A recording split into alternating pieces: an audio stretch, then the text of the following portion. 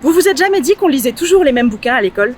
Quand on étudie le théâtre, c'est souvent Molière, Shakespeare, Victor Hugo, Musset, la comédie, la tragédie, tout ça. Pourtant, il en existe beaucoup plus et on les oublie souvent.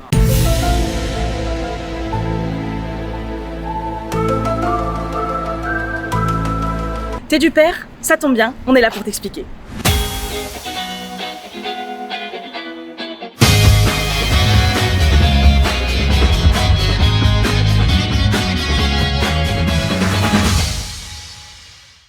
Au milieu du 19e siècle, un type de spectacle commence à faire fureur à Paris, mais en fait partout en France. C'est le café-concert et tous ses dérivés. Les cafés chantants, les music-halls, les Scala, les Folies Bergères et autres casinos. Cette vogue est à son climax à la fin du 19e siècle et au début du 20e siècle. Tout simplement parce que la formule est un banger.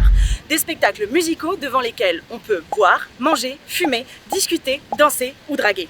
Et ça plaît tellement que ça fait un max de concurrence au théâtre qui commence un petit peu à flipper.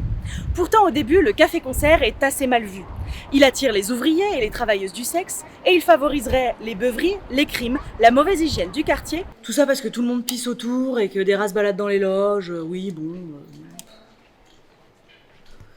Écoute. Et on y donne des spectacles jugés parfois immoraux. Oh my god, une femme nue sur scène. Avec tout ça, évidemment, leur répute est pas au top. On a donc commencé par implanter ces bâtiments loin des beaux quartiers du centre. Et l'exemple de Bordeaux est super pour comprendre ça. Les premiers cafés-concerts sont installés rive droite, à partir de 1858 à la Bastide. Cette commune voisine est récupérée par Bordeaux en 1865. Le quartier est alors dédié à un max de cafés-concerts. Parmi eux, le Café Richelieu, la Belle Allée ou encore l'Alcazar. Alcazar chez perdu? Non, chut, tais-toi. Alcazar. L'Alcazar qui fait partie des rares lieux bordelais dont la façade a été conservée.